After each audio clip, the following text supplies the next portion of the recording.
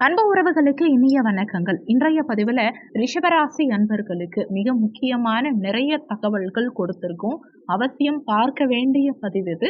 கொஞ்சம் கூட வீடியோவை ஸ்கிப் பண்ணாம முழுமையா பார்க்க முயற்சி செய்யுங்க. வாங்க வீடியோக்குள்ள போலாம். ரிஷபராசியை பொறுத்த வரைக்கும் கிருத்திகை 2, 3, 4ஆம் பாதங்கள், ரோஹிணி 1, 2, 3, 4ஆம் பாதங்கள், மிருகசிரிஷம் 1, 2ஆம் பாதத்தை உள்ளடக்கியது ரிஷபராசி. ரிஷபராசிக்கு அதிபதி சுக்கிர பகவான். வீடியோல சொல்லக்கூடிய பலன்கள் ஆண் பெண் இருபாலருக்கும் பொருந்தக்கூடிய பலன்கள். ரிஷபராசி கால புருஷ தத்துவத்தின்படி 2வது ராசி. தனஸ்தானமே உங்களுடையதுதான். பேருக்கு தான், ஆனா உங்களுடையது தனஸ்தானம். ஆனா எதுவுமே பெருசா நல்லதா நடக்கலைங்கிறது தான் உண்மை. உங்களுக்கு ரிஷபராசிக்கு பல விதத்துல கடந்த காலகட்டங்கள்ல சோதனைகள் நீங்க சந்திச்சிருப்பீங்க.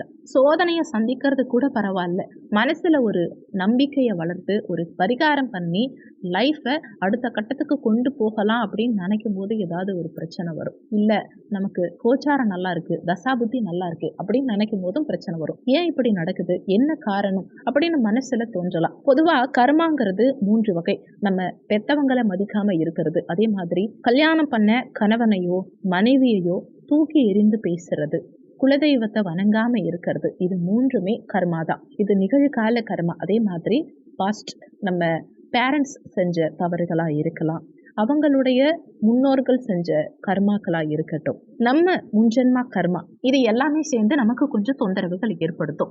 இதையெல்லாம் தாண்டி 3வதா ஒரு கர்மா இருக்கு. பிரசன்ட்ல நம்ம செய்யக்கூடிய தெரிந்த தவறுகளா இருந்தாலும் சரி, தெரியாத தவறுகளா இருந்தாலும் சரி, நல்ல மனப்பான்மை உடையவங்க ஒரு சிலருடைய போன் காலை அட்டன் பண்ணவே மாட்டாங்க. ஒரு சில பேர் வாழ்க்கையில எவ்வளோ கஷ்டப்பட்டாலும் சரி, நமக்கு என்ன, அவங்க கஷ்டப்பட்டா நமக்கு என்ன, நம்ம பாட்டுக்கு இருக்கும்னு இருப்பாங்க. 3வது விஷயம், பெற்ற தாய் தந்தையுடைய சாபத்தை வாங்கிக்கிறது. நல்லா சம்பாதிப்பாங்க, காசு பணம் இருக்கும், ஏன் இவங்க நினைச்சா ஒரு நிமிஷத்துல சந்தோஷத்தை உருவாக்கக்கூடிய நபரா இருந்தாலும் இது நமக்கு தேவையில்லாத விஷயம் நினைக்கிறாங்க பாருங்க, இதுவும் கர்மா தான். வீட்டை கட்டும் போது அந்த வீட்டுடைய நிலம் யாருக்கு சொந்தம்னு பார்த்து அபகரித்து செய்யக்கூடாது. எந்த ஒரு விஷயத்தையுமே ஆணவமா செய்யக்கூடாது. தன்னால் ஒரு விஷயம் முடியுங்கிற நம்பிக்கை வேற, ஆனா தன்னால் மட்டும்தான் முடியும் அப்படின்னு ஒரு கெடுதலான புத்தி வேற. இதெல்லாம் ஏன் சொல்றோம்னா, ரிஷபராசி என்பர்கள் எந்த அளவுக்கு நல்லவங்களோ அந்த அளவுக்கு சில நேரங்கள்ல தன்னை மீறி சில விஷயங்களையும் செஞ்சிருவாங்க. காரணம், கடந்த காலகட்டங்கள்ல 12ஆம் இடத்துல ராகு குரு சேர்க்கை பெற்று உட்கார்ந்துருந்தாங்க. ஆனா இப்போ அது மாறியாச்சு. ராகு லாபஸ்தானத்துக்கு போயிட்டார், குரு உங்க லக்னத்துக்கே வந்துட்டார். உங்க சுய ஜாதகத்துல சனி பகவான் வக்ரகதியில இருக்காரான்னு பாருங்க, நீச்சமாயிருக்காரா இல்ல 6, 8ல இருக்காராங்கிறத பாருங்க. இல்ல சனி பகவான் செவ்வாயோட பரிவர்த்தனை பெற்றிருக்காரா அப்படிங்கிறத செக் பண்ணிக்கோங்க. சனி செவ்வாய் பார்வை பட்டாலும் அப்படிதான் இருக்கும். செவ்வாய் சனி சேர்க்கை, செவ்வாய் ராகு சேர்க்கை, கேது சனி சேர்க்கை இருந்தாலும் கர்ம வினைய உண்டாக்கும். தாய் தந்தை அவங்க மூதாதையருக்கு தோஷத்தை கொடுத்திருந்தாங்க, அதாவது பித்ரு சாபம் இருந்தாலும் சரி, செவ்வாய் தோஷம், கால சர்ப்ப தோஷம், எந்த மாதிரி தோஷம் இருந்திருந்தாலும் சரி, அதனால நமக்கு எதுவும் பிரச்சனை வராதுன்னு சில பேர் இருப்பாங்க. உடல் ரீதியான பிரச்சனைகள்ங்கிறத தாண்டி மன ரீதியான பிரச்சனைகளை யாருக்குமே கொடுத்துடக்கூடாது. திருமணம் செஞ்சுக்கிறேன் அப்படின்னு சொல்லி ஏமாத்துறது, காதலிக்கிறேன்னு சொல்லி ஏமாத்துறது, குழந்தை கொடுத்து அந்த குழந்தைய கருக்கலைப்பு பண்றாங்க இல்லையா, தெரியாம ஃபார்ம் ஆயிடுச்சு, இப்போதைக்கு நம்ம பொருளாதார சூழ்நிலைக்கு வேண்டான்னு சொல்லி கருக்கலைப்பு பண்றாங்க இல்லையா, இதுவும் பாவம், கர்மா. அதே மாதிரி ஒருத்தவங்க கிட்ட பணம் வாங்கிட்டு இல்லைன்னு சொல்லி துரோகம் செய்யறதும் மகா பாவம். அதையெல்லாம் தாண்டி 2024 இந்த கலியுகத்துல நம்ம செய்யக்கூடிய முதல் பாவம் எதுன்னா, ஒருத்தவங்களை பத்தி மற்றவங்க கிட்ட தவறா பேசுறது, ஒருத்தவங்க இல்லாத இடத்துல அவங்கள பத்தி பேசுறது. 3வது விஷயம், இதுதான் ரொம்ப முக்கியம். உடல் ஊனமுற்றவர்கள், காது கேளாதவங்க, வாய் பேச முடியாதவங்க, கண் குறைபாடு உள்ளவங்க, மனநிலை பாதிக்கப்பட்டவங்க, இவங்களுக்கு தெரிந்து நீங்க ஒரு நிமிஷம் துரோகம் பண்ணாலும் சரி, உங்க வாழ்க்கை ரொம்ப கஷ்டத்துல கொண்டு போய் விட்டுரும் உங்களை. இவ்வளவு மோசமான தவறுகள் தெரியாம செஞ்சுட்டோம், ஏதோ அறியாமலும் தெரியாமலும் செஞ்சுட்டோம், தெரிஞ்சோ தெரியாமலும் ஏதோ தப்பு பண்ணிட்டோம்னு வச்சுக்கோங்களேன்.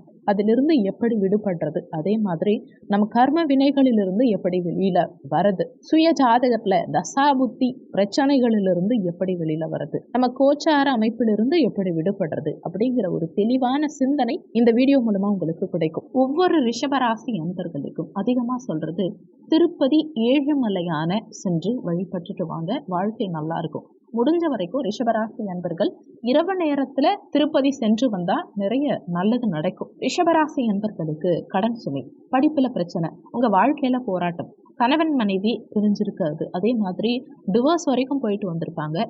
ஒரே ஊர்ல இருந்தும் இல்ல வேற வேற ஊர்ல இருந்தும் சந்திக்க முடியாத சூழல் இந்த மாதிரி இருக்கும். பணம் கொடுக்கல் வாங்கல்ல பிரச்சனை, கொடுத்து ஏமாந்து போய் கர்மா வராதாங்கிற அளவுக்கு இருக்கும். அதே மாதிரி ஒரு சில நபர்களுக்கு பணத்தை வாங்கிக்கிட்டு தர முடியாம மானத்தை இழந்துகிட்டு இருப்பீங்க. வேலைங்கிற இடத்துல அவமரியாதை அதிகம் கிடைச்சிருக்கும். மேலதிகாரியால ஏற்பட்ட மன சங்கடங்கள், காயங்கள், வேதனையின் உச்சத்திலேயே கொண்டு போய் உங்களை விட்டுருக்கும். பணம்ங்கிற ஒரு விஷயம் உங்க வாழ்க்கையில பெரிய ஒரு தாக்கத்தை ஏற்படுத்தி இருக்கும். அதே மாதிரி இடம் சம்பந்தப்பட்ட விஷயங்கள் மன கஷ்டத்தை ஏற்படுத்தி இருக்கும். வாஸ்து சம்பந்தப்பட்ட பிரச்சனைகள் வீட்டில் சில அசௌகரியங்களை ஏற்படுத்தி இருக்கும். பொருளாதாரத்துல பெரிய சறுக்கல்கள் ஏற்பட்டிருக்கும்.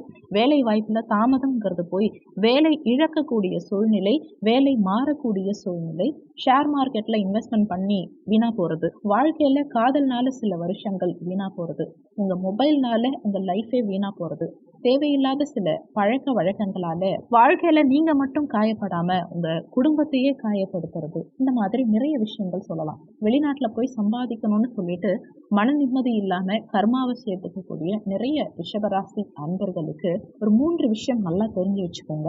ரிஷபராசி அன்பர்களுக்கு பௌர்ணமிங்கிறது ரொம்ப ரொம்ப ஸ்பெஷலான ஒரு நாள். வளர்பிறை நாட்கள் ரொம்ப ரொம்ப அரிதான நாள். உங்களுக்கு சுயஜாதகத்துல என்ன லக்னம்ங்கிறத பார்த்துக்கோங்க.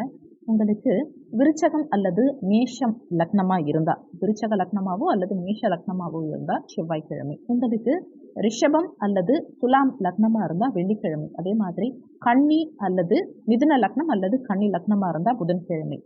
மீனம் மற்றும் தனுசு லக்னமா இருந்தா வியாழக்கிழமை. கும்பம் மற்றும் மகரம் லக்னமா இருந்தா சனிக்கிழமை. அதே மாதிரி சூரிய பகவானுடைய சிம்ம லக்னம் நீங்க அப்படின்னா ஞாயிற்றுக்கிழமை. அதே மாதிரி சந்திரனுடையது கடக லக்னம் இருந்தா நீங்க திங்கட்கிழமை. இந்த நேரங்கள்ல குரு பகவான் வழிபாடு நீங்க செய்யுங்க. உதாரணத்துக்கு நீங்க ரிஷப லக்னமாவோ அல்லது துலாம் லக்னமாவோ இருந்தா வெள்ளிக்கிழமை அன்னைக்கு குரு பகவான் வழிபாடு செய்யுங்க. நீங்க மிதுன லக்னமா இருந்தா புதன்கிழமை குரு வழிபாடு பண்ணுங்க. நீங்க சிம்ம லக்னமா இருந்தா ஞாயிற்றுக்கிழமை குரு வழிபாடு பண்ணுங்க. விருச்சக லக்னமா இருந்தா செவ்வாய்க்கிழமை குரு வழிபாடு பண்ணுங்க. நீங்க தனுசு லக்னமா இருந்தா வியாழக்கிழமை குரு வழிபாடு பண்ணுங்க. இந்த மாதிரி செஞ்சு பாருங்க, உங்களுடைய கர்மா முதலில் குறையும். அதே மாதிரி முன்னோர்களுக்கு நீங்க என்ன செய்யணும்னா, அமாவாசை தோறும் ஏதாவது ஒரு நபருக்கு சாப்பாடு மட்டும் வாங்கி கொடுங்க. உங்க கர்மா கண்டிப்பா குறையும். 3வது முக்கியமான விஷயம், இதுதான் ரொம்ப ரொம்ப முக்கியமான விஷயம், பௌர்ணமி அன்னைக்கு குலதெய்வ வழிபாடு வீட்டிலேயே பண்ணுங்க. ரிஷபராசி என்பர்களுக்கு வாழ்க்கையில இருக்கும் கர்மா அனைத்தும் குறையும்.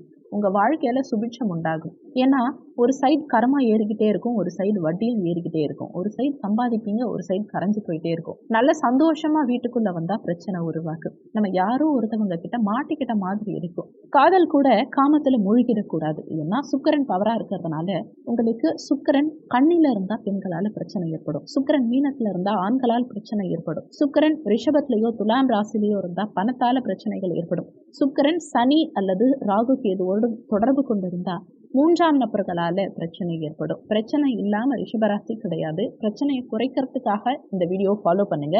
இந்த விஷயங்களை ஃபாலோ பண்ணுங்க, உங்களுக்கு கண்டிப்பா பிரச்சனைகளுக்கு ஒரு தீர்வு கிடைத்தே தீரும். இந்த வீடியோல உங்களுக்கு ஏதாவது சந்தேகம் இருந்தா கீழே இருக்க கமெண்ட் செக்ஷன்ல சொல்லுங்க. நன்றி. மற்றும் ஒரு நல்ல பதிவோடு மீண்டும் உங்களை சந்திக்கிறோம்.